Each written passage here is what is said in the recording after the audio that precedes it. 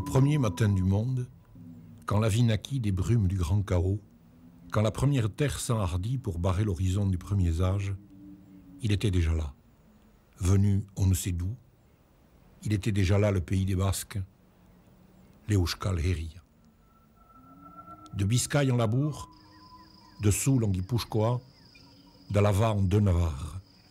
Le voici, entité vivante et pourtant inexistant au plan géopolitique, anachronisme de l'histoire que l'on devine en traversant campagnes intérieures et bords de mer. De doctes savants cherchent toujours des réponses satisfaisantes quant aux origines de ces pierres discoïdales, de ces svastikas élégants et surtout de ce peuple dont même le résus sanguin n'obéit pas aux règles du commun des mortels. Le goût de la conquête a permis de faire que ce pays ne sombre pas dans les tourbillons des fandangos d'opérette ou les romantismes de Pierre Loti. Au fil des ans et des âges, il continue, les Basques, à frapper la dure pelote contre le fronton de l'adversité. C'est que le fronton, en place libre, reste le lien de rencontre de tous les âges, de toutes les conditions. Même les curés y mènent partie. Aujourd'hui, on ne saurait les y reconnaître aussi bien que lorsque leurs soutanes s'envolaient, les aidant sans doute accueillir au rebond la pelote jamais vaincue. Le pays des Basques. L'histoire, certes, l'a visité, des fois, bousculée, parfois, influencée, ma foi, domestiquée, jamais.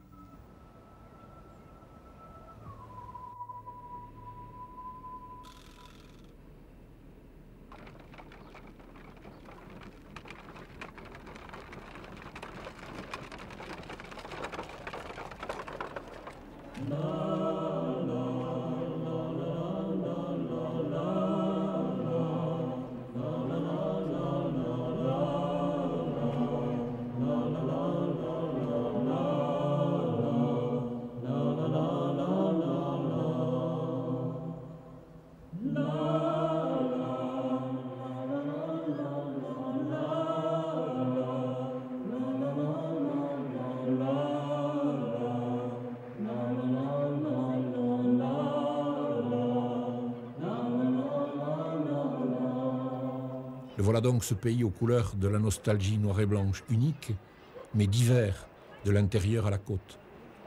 D'Asparin, Moléon ou Baïgori à Biarritz, qui connut Eugénie et Napoléon III, ou Saint-Jean-de-Luz, qui abrita les officiels amours de Louis XIV et de l'infante d'Espagne, ou même, passé la frontière, à San Sebastián, la sœur, la princière, qui accueillait dans les années 20 Alphonse XIII et la reine d'Espagne, venus retrouver à l'hippodrome toute la gentrie internationale.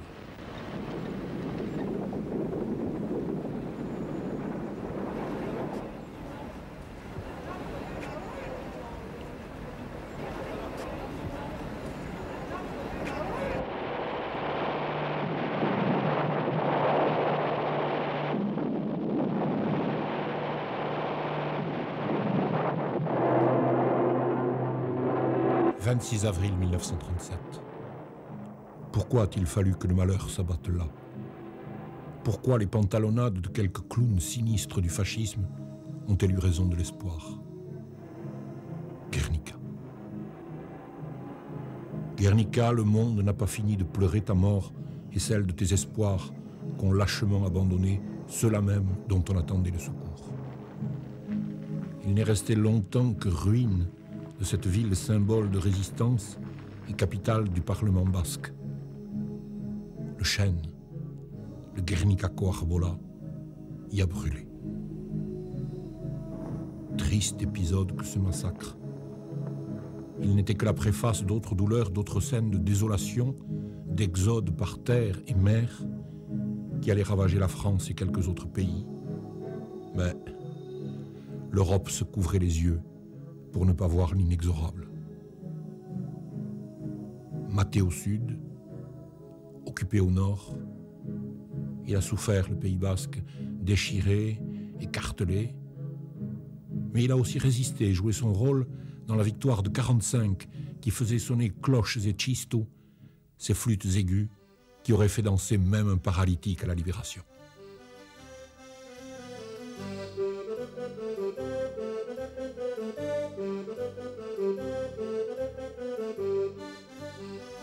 Je suis né dans une de ces vallées, et par-delà même ces années difficiles, j'ai appris ce qui importe à ce peuple, la maison.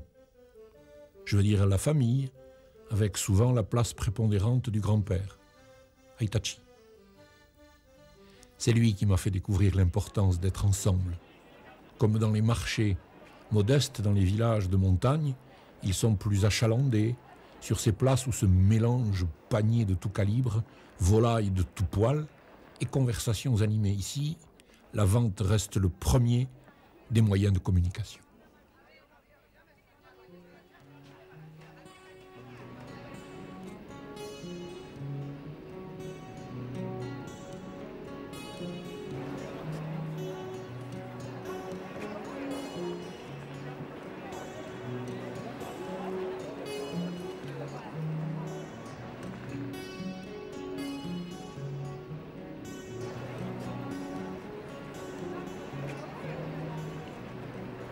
Sud-Ouest, le journal régional, né à la Libération, apprenait la vie des cantons et des communes et allait déjà jusqu'à patronner les promotions des jambons de pays.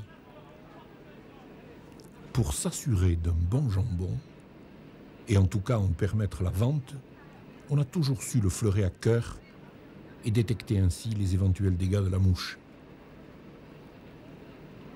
Le tampon officiel assurait alors le label que n'avaient pas encore inventé les autorités de Bruxelles.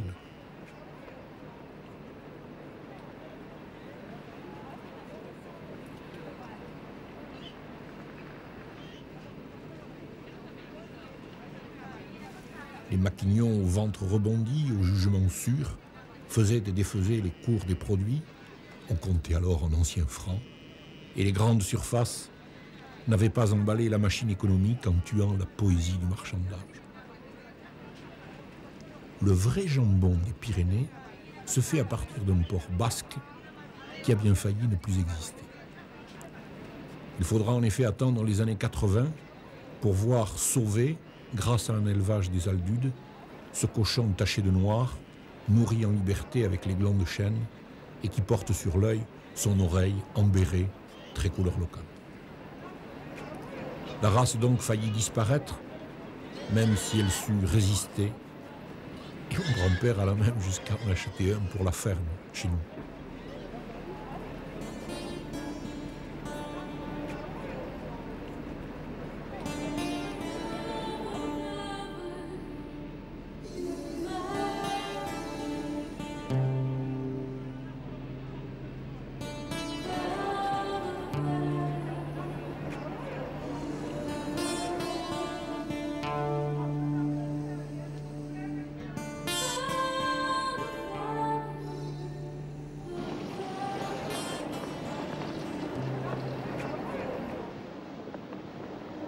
Et puis, j'ai appris l'ardigajna. L'ardigajna, le fromage de brebis. Pas le roquefort que l'on fait ailleurs avec du lait de nos brebis, non. Le vrai fromage que nos frères espagnols appellent le manchego. L'écoulement de la production locale ne dépassait pas, dans ce temps-là, le sud-ouest et encore. Le temps n'était pas venu où les grandes tables serviraient le fromage de brebis avec la confiture de cerise. Cette trouvaille de chef venait en fait des grands-mères, les amachis, qui donnaient aux enfants pour goûter de la confiture avec le fromage, lorsque celui-ci, devenu sec, piquait par trop nos jeunes langues.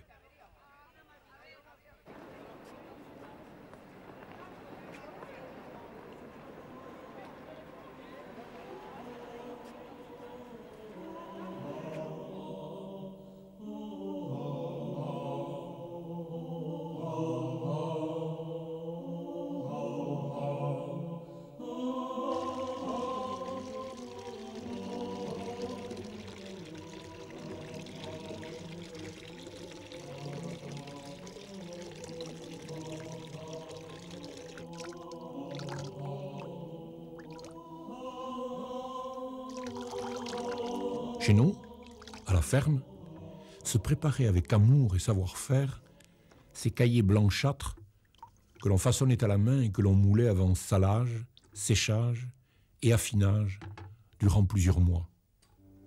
Nous ne fabriquions pas de fromage de vache, ni de vache brebis, que l'on trouve facilement et qui, paraît-il, convient bien au palais frileux. Je vous parle d'un temps où les plaisirs et les jeux étaient encore circonscrits dans la cour de la ferme, ou juste autour, auprès des tantes et des amachis qui devraient encore attendre longtemps pour bénéficier des avantages du lave-linge.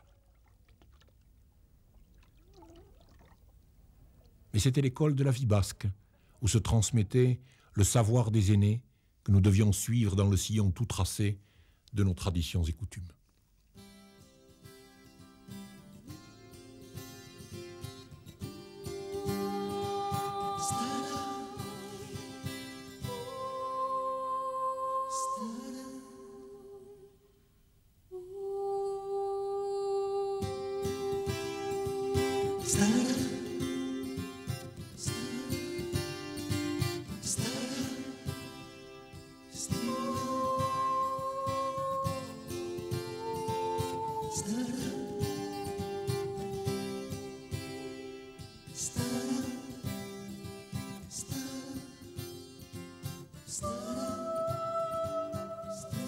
Dans ces années 50, c'était un pays tout empreint d'une dignité rurale, commune à la France d'alors.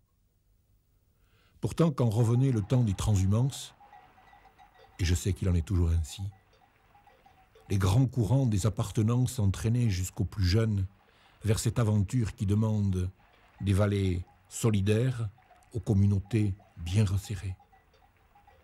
Les fermes vont se séparer de leurs bêtes pour que se constituent, durant la nuit du 9 au 10 mai en Soule, des troupeaux impressionnants que vont conduire avec patience et savoir-faire quelques bergers et leurs chiens. C'est le temps de l'estive. Bien sûr, monsieur le curé qui avait fait ce bout de route vers les hauteurs venait bénir gens et bêtes que devait guider avec orgueil quelques vieilles brebis à tête noire qui vous jouent de la clochette avec talent. C'est la tincerada.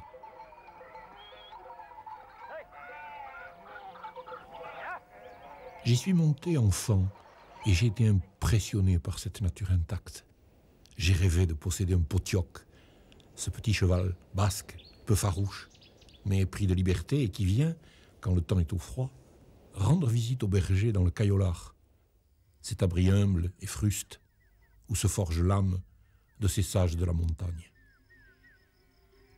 Ce savoir-faire a, dans les années 50, dépassé les limites de l'Euskadi. Aux États-Unis, au Venezuela même, on les a réclamés, ces magiciens, que les moutons suivent sagement. Et nous parlions le soir à la ferme des bergers de Sarre, installés près de Caracas, où ils avaient implanté habitude, parler et fandango du pays. Et Euskal Herria, tes frontières dansent de par le monde, de San Francisco à Buenos Aires, de Manille à Cambo, du Biarritz à Santiago du Chili. De véritables exodes se sont organisés dans les années 50-60. Les pouvoirs publics ont mis en place un service spécialisé pour aider ces départs. Il restait aux parents du pays à attendre les lettres venues des Amériques, d'où nous revenait parfois un cousin enrichi, que l'on appelle encore aujourd'hui l'Américain. Les postes de télécommunications ont connu durant cette période un accroissement du trafic dont parlent encore les retraités des PTT. Mais déjà l'école affichait ses ambitions, qui n'étaient pas de former des bergers.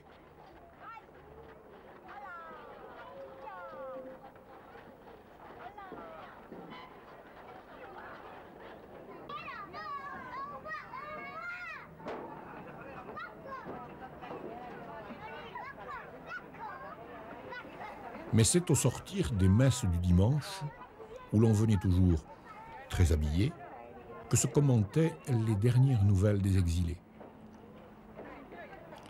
Le Basque avait très vite appris les tendances vestimentaires et, ma foi, on put voir que le béret s'arrangeait fort bien du costume croisé.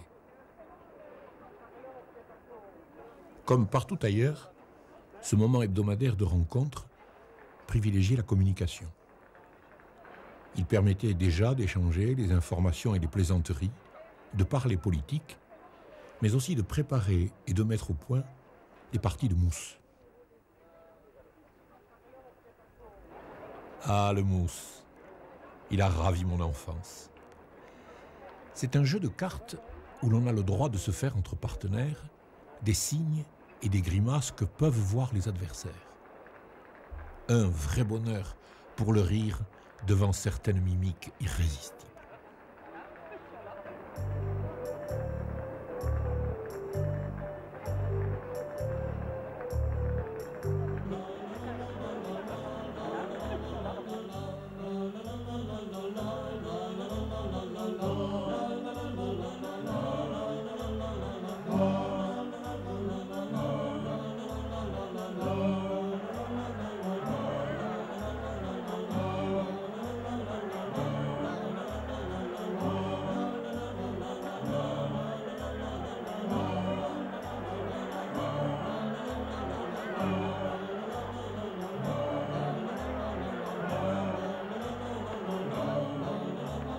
Tout cela en préparant quelques fêtes dont on parle beaucoup avant et pour laquelle le curé a toujours eu son mot à dire.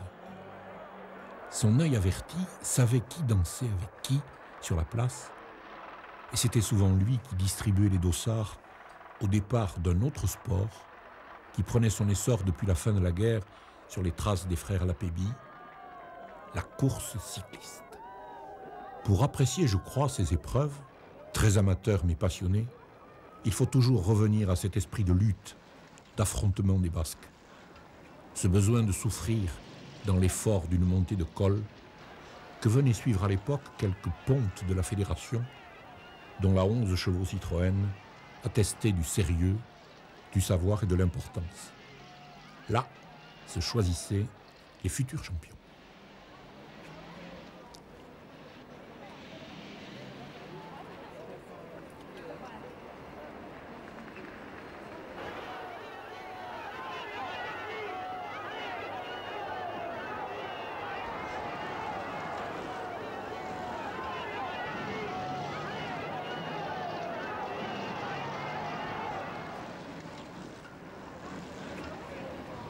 Autre nouveauté, l'amour et la connaissance des chevaux ont favorisé alors la naissance de courses de trot libres. Sans atteindre au summum de la course hippique, le trot attelé par les rues de village a donné chez nous à ce sport ses lettres d'authenticité.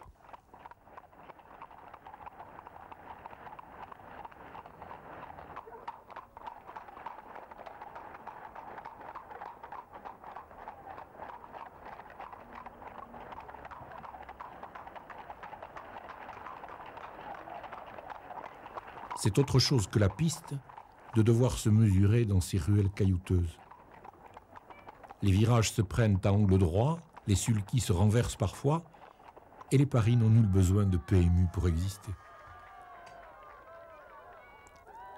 J'ai appris là, outre le sens de l'appartenance, celui des luttes franches, des oppositions farouches mais loyales, quand l'affrontement se fait plus avec soi-même que contre l'autre.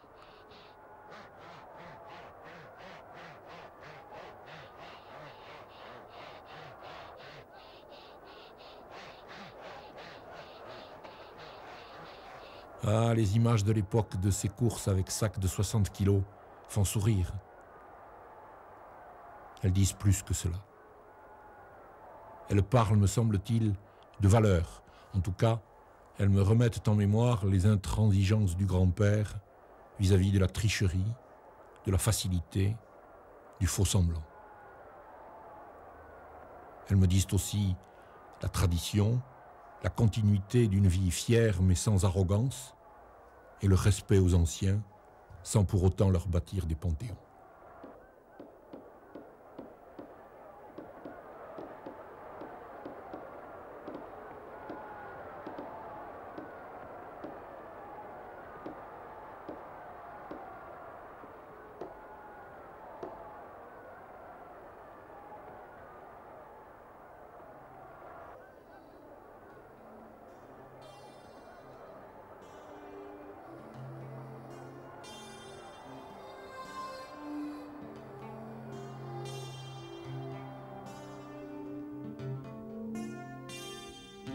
Quant à la pelote, cette boule vivante qui hante tous les esprits basques et déforme les poches des culottes des petits garçons, la pelote se fabrique toujours de la même façon. Dans les années 60, je suis retourné voir ce fabricant de pelotes à Bayonne. Les lunettes palliaient quelques difficultés dues à l'âge, mais le geste, la précision, l'amour du travail bien fait, tout cela était bien là. Elle pèse 115 grammes la pelote, dont 90 grammes de gomme, et elle doit trouver naturellement sa place au creux de la paume. Pour le schistera ou la pala, les poids ne sont pas les mêmes. Bois, gomme élastique, bourre et peau cousue, voilà comment on obtient cette petite merveille qu'anime brusquement le « Yo !» lancé au moment de l'engagement. Je ne vous parlerai pas de tous les jeux que nous avons inventés. La main nue, le mur à gauche, le trinquet, le robot, la cesta punta, la pala, j'en passe. Seulement je dirai un mot du chanteur de poing, rôle que tenait parfois mon grand-père. Le chanteur de poing est chargé d'annoncer les scores après chaque échange. Particularité de ce jeu, on ne dit pas 1 ou 2 à 0, mais 1 ou 2 à espérance. Quelle délicatesse envers le joueur défavorisé. C'est signe de noblesse, non? Ces sports, ces jeux, ces affrontements, outre le défi qu'ils valorisent, disent autre chose. As-tu remarqué, disait Agtachi, as-tu remarqué que le même geste caractérise 3 de nos jeux favoris? C'est l'accueil, la négation du repli sur soi, l'ouverture. L'ouverture du bras que prolonge la muleta pour le torero inspiré. L'ouverture du bras que prolonge le schistera pour le pelotari aérien. L'ouverture du bras que prolonge le lancer du ballon pour le joueur de rugby.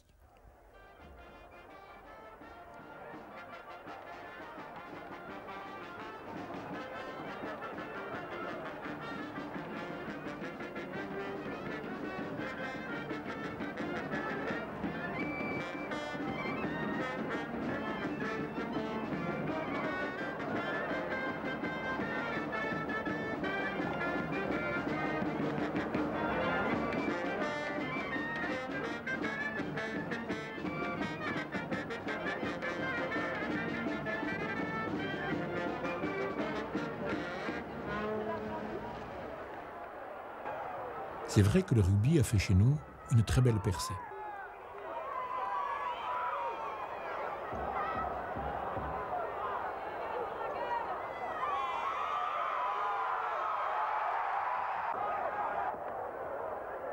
Il a formidablement pris dans le sud-ouest et ils sont quelques-uns d'Hospital et Ramuspe, Blanco, qui disent, comme ceux que l'on voit ici, que l'ère du jeu n'altère pas l'amitié qui lie ces garçons de clubs différents, même durant le match, sur le bord de la touche. Les lignes d'avant permettent à la force pure de se mesurer en mêlée, c'est ce qu'affectionnent nos garçons. Quant aux voltigeurs des ailes et de l'arrière, ne rappellent-ils pas les danseurs et sauteurs sous le teint, rapides feu follet? L'esprit de clocher y trouve son compte.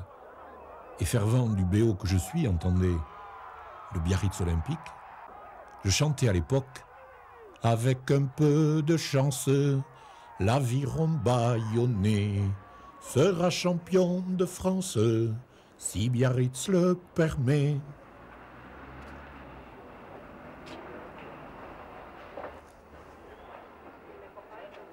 Hunkidi Nolori. Bienvenue à tous, appelle cette banderole d'une fête souletine. C'est que les fêtes ont toujours été l'élément moteur de la culture et de l'identité basque. Jeune homme, j'en cherchais les dates et les lieux dans le journal. Là, le plaisir d'être ensemble, l'appartenance, sont les sentiments prédominants. Plus qu'ailleurs, me semble-t-il, mais suis-je objectif? On sait être élégant dans le geste, fier dans l'attitude et courageux à table. Nous savions nous mesurer aussi en des jeux très puérils qui permettaient de côtoyer les jeunes filles, cette énigme de toujours.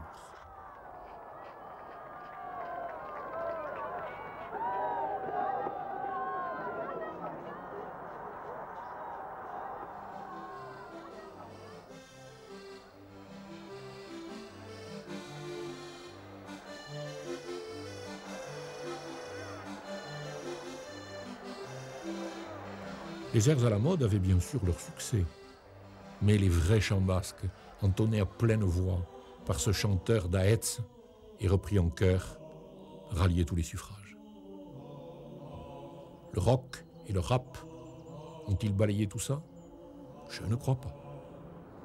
En tout cas, ce qui n'a pas changé reste immuable, c'est le mal bleu.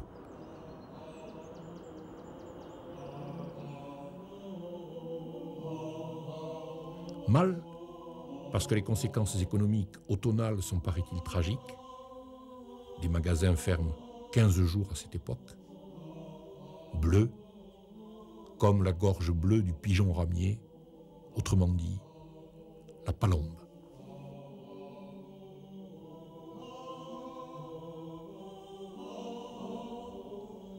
La première fois, au col des Tchalars, le grand-père ne m'a pas laissé m'avancer sur la planche du guetteur. Il faut équilibre et adresse pour y courir et lancer le palais dont le jet et le ronflement vont faire croire au vol de palombes qui passent les Pyrénées vers l'Espagne qu'un oiseau de proie les survole. Alors elles plongent, elles descendent et s'engouffrent dans le col que l'on va barrer d'un coup par un immense filet. Palombe, colombe, palome, toutes les douleurs de l'oiseau romantique viennent culpabiliser les flancs des Pyrénées, disent les défenseurs des volatiles. Aucune atteinte à la race, répondent les chasseurs, qui savent qu'en Angleterre et au Maroc, il faut organiser des battues peu dignes pour se débarrasser d'une partie de ce qui est devenu un fléau. Mais je ne plaiderai pas, sinon, à table, après séance de plumage et cuisine raffinée, pour déguster ce qui reste un fin plat de gourmet.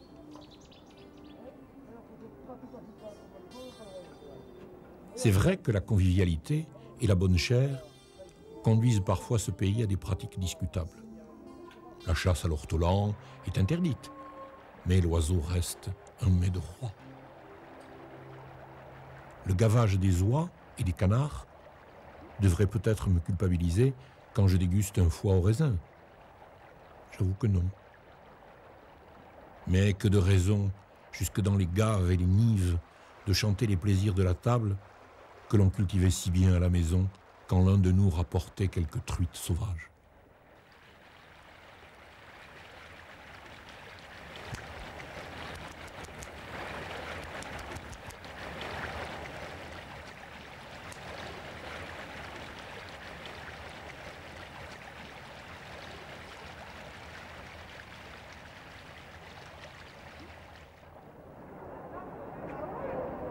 Même le vin a accepté de s'acclimater.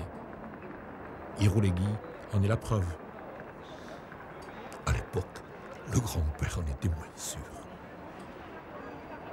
Mais le vin se bonifie, les modes franchissent cols et vallées, les temps changent.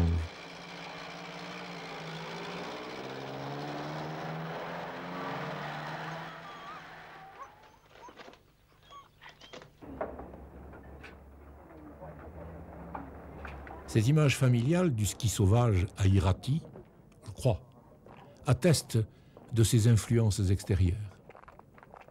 Depuis, les sports de neige se sont acclimatés chez nous. Il faut dire que Biarritz et la côte basque préparent bien à cette glisse, nouveau style d'une époque qui surfe, même sur Internet, dont les filets s'installent aujourd'hui dans les vallées et dans les cols.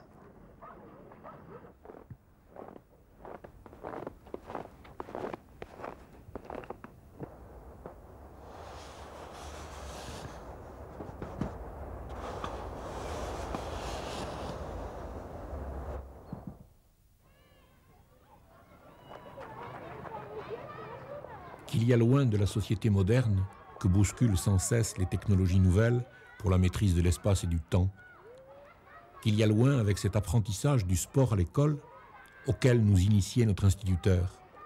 Il était chargé de nous faire goûter aux joies de la gymnastique en salle, après celle de l'accord du participe passé, employé avec le verbe avoir. Avoir. N'était-ce pas déjà les prémices d'une autre bataille que ce Pays basque aurait à livrer? Apprendre à avoir, alors qu'il n'aspire qu'à être.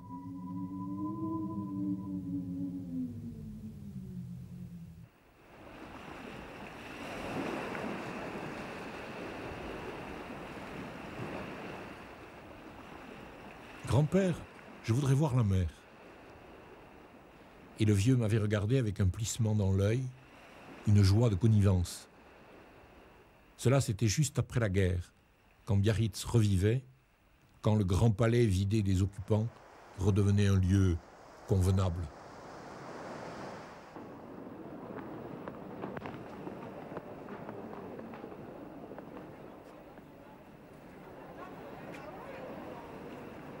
Les nouveaux riches, chaque époque fabrique les siens, les nouveaux riches, la noblesse désargentée, les princes russes vrais et faux, blancs et autres, toute la gentry du monde libre se précipitait là, oubliant dans sa triste prison San Sebastian, la Guardia Civile et le cortège des souvenirs qui en embarrassaient certains.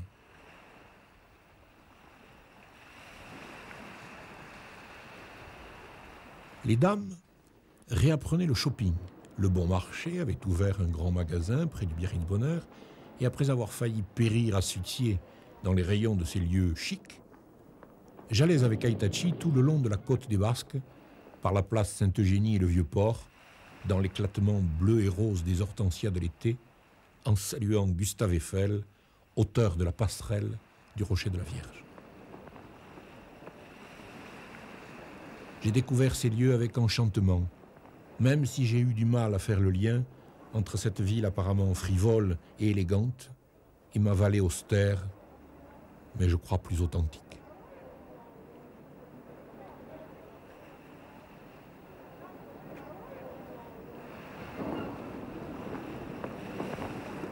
Le grand-père, toujours lui, m'a incité à connaître, à découvrir ou à lire quelques grands noms de Cibourg et alentours. Claude Farrer, Pierre Benoît, Maurice Ravel, dont j'aime à penser qu'il trouva le tempo de son boléro devant cette mer toujours recommencée comme obsédante.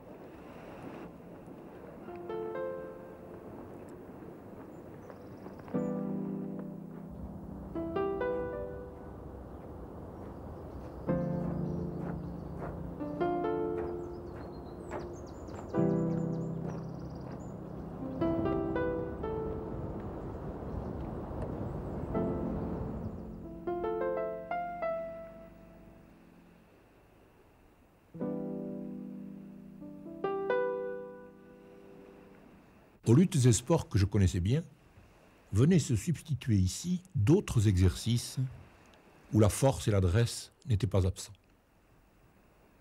La mer, l'eau, ce fut pour moi une découverte. J'ai longtemps admiré ces plongeurs de haut vol et ces nageurs de crawl ou de l'indienne qui osaient s'affronter entre Rocher de la Vierge et grandes plages.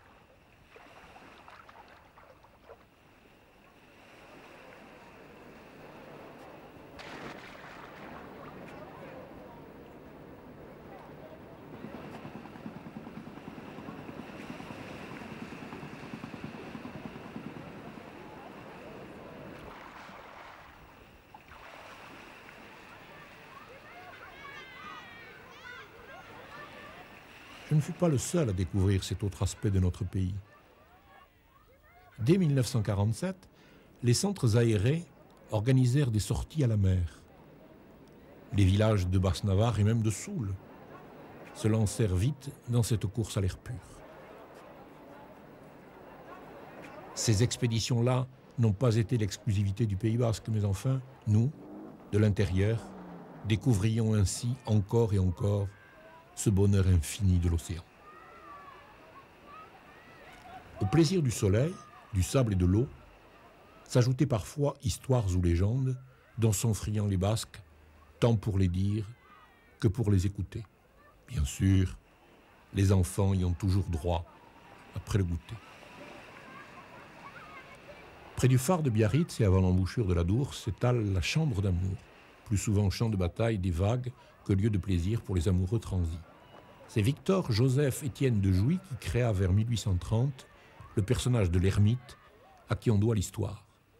Saubad et Laurens, très jeunes amoureux du coin, étaient venus se cacher en ces lieux, dans une grotte, pour fuir les interdictions parentales à leurs jeunes sentiments.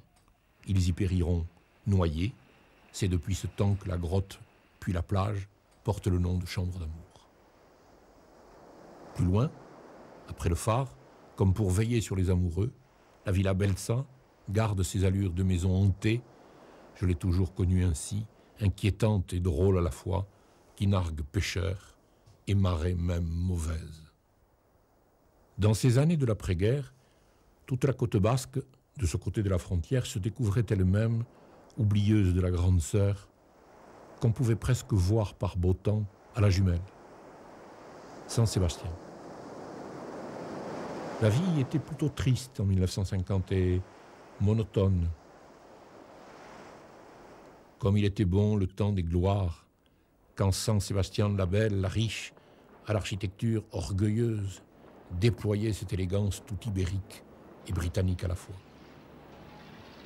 Elle se partageait entre cité à l'économie vivace, concha, des plaisirs de la mer, et petit bistrot, où se dégustent toujours les tapas, ces amuse-bouches typiques qui permettent d'attendre 10 heures du soir, la bonne heure pour souper, et poursuivre ces conversations exaltées typiques de cette capitale intellectuelle, bastion de l'indépendantisme.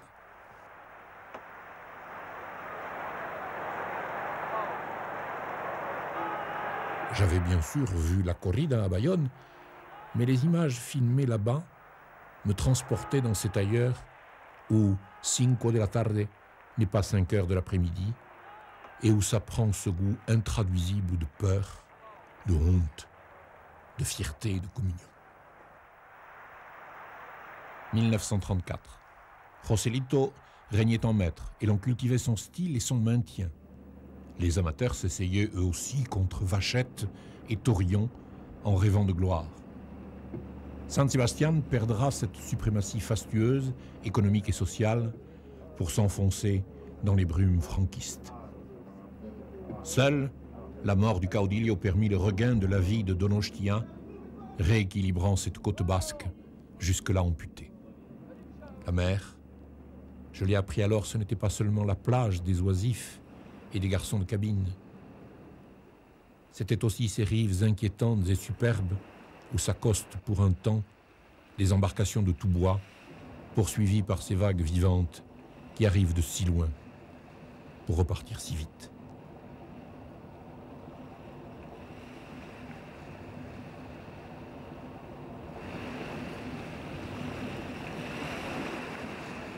Dès le IXe siècle, la chasse à la baleine franche, dite baleine de Biscaye, parce qu'elle venait mettre bas en hiver dans cette baie, la chasse à la baleine a mobilisé les pêcheurs de la côte.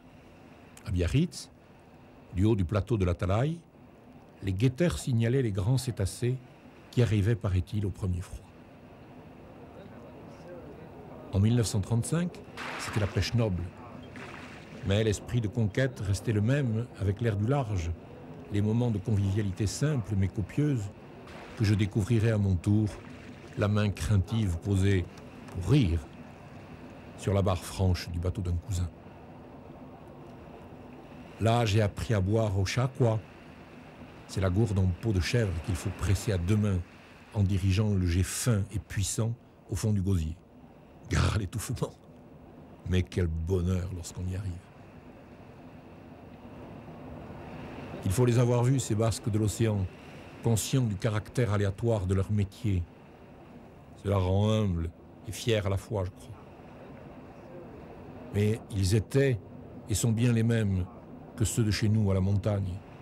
Même profil et stature, même manière de se camper face à la lame, comme face au sillon.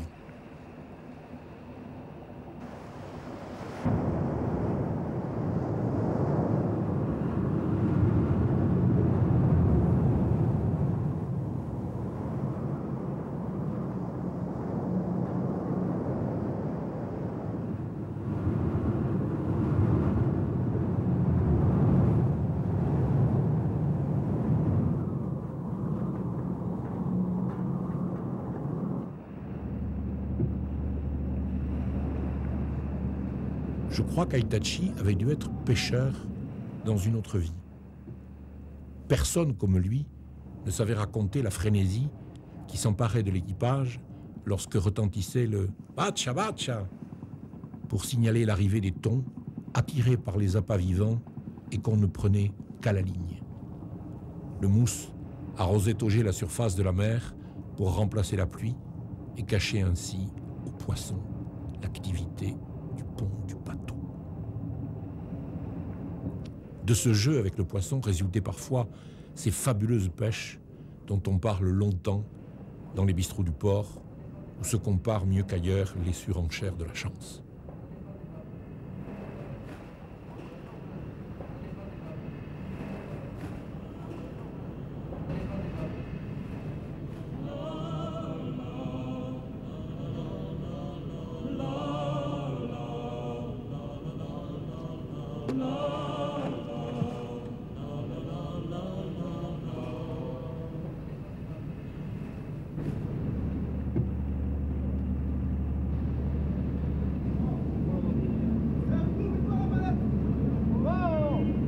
Cela n'enlevait rien aux délicates tractations des ventes sauvages ou à la criée qui garantissait fraîcheur et qualité du produit.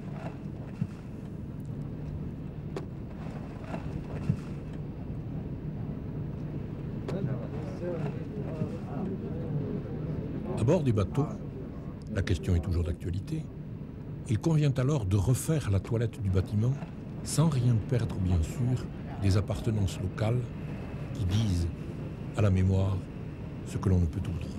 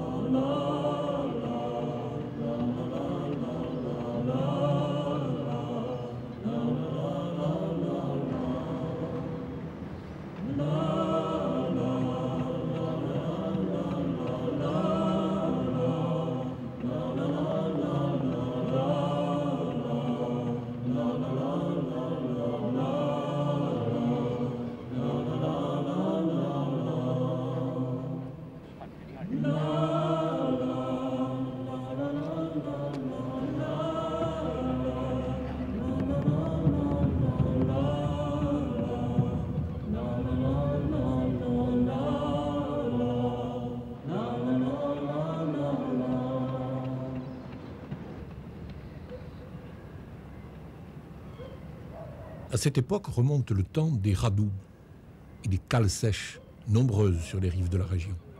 On y carénait, nettoyait, repeignait, bref, entretenait toute une flotte active dans la joie, la bonne humeur et une lampée de vin d'Irouléguy.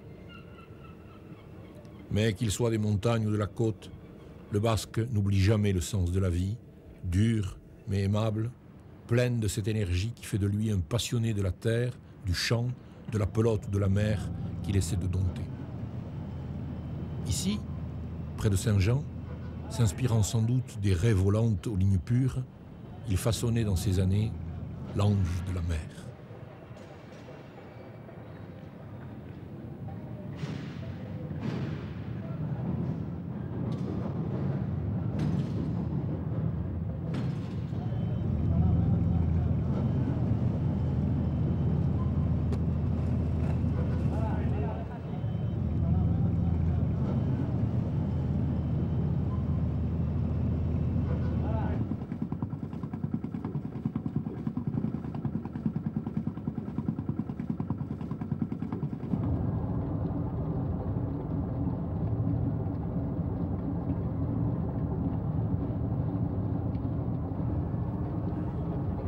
curés de la côte en ont baptisé beaucoup après-guerre de ces embarcations. Elles se cognent sans mal entre elles, dans les ports de Saint-Jean, de Cibourg et de par là, ravies lorsqu'en dehors des pêches, elles sortent pour ces fêtes de la mer. Débauches de musique et de danse où s'entremêlent les airs du terroir, les chants des montagnes et les ouvertures dites classiques, que dirige ici un chef amateur peut-être, mais combien précieux pour l'épanouissement de Musique en septembre, création annuelle où s'assouvit cette passion basque, la musique.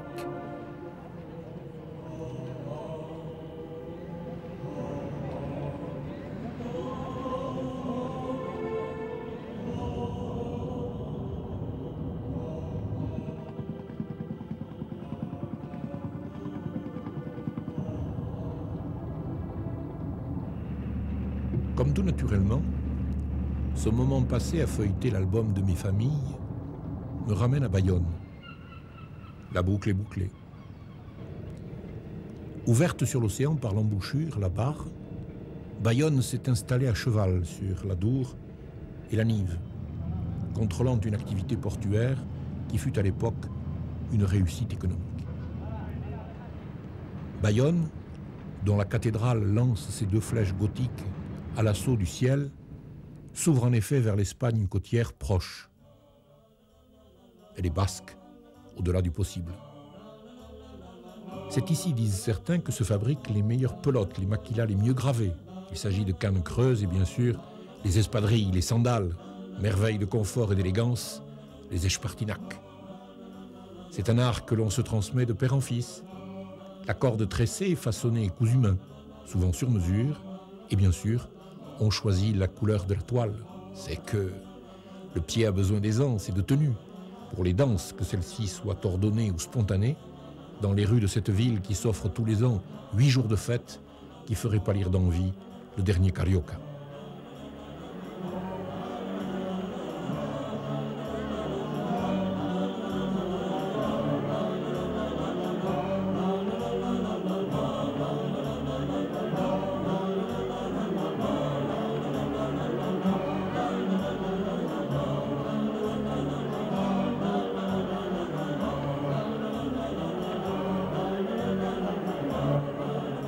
Ici, pas de curieux devenus spectateurs et d'artistes de circonstance, mais une fête populaire avec ses excès délirants qui intègrent les étrangers, les touristes et les visiteurs. Et les 8 jours de joie se vivent dans les rires et les chants, avec cet après-midi de frayeur quand sont lâchés sur quelques places fermées de jeunes taureaux ou vachettes qui bousculent les moins lestes sous les rires de la foule.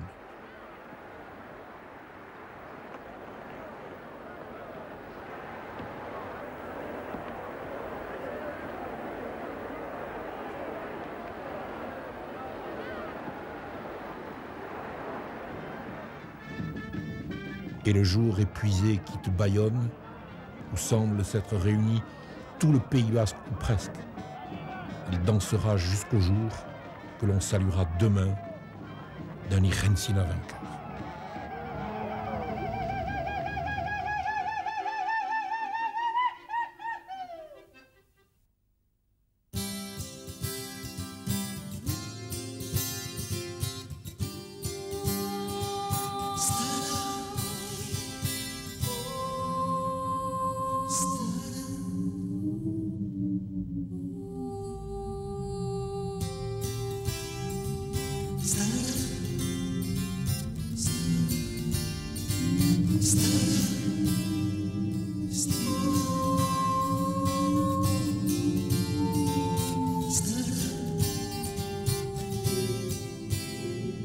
Stop.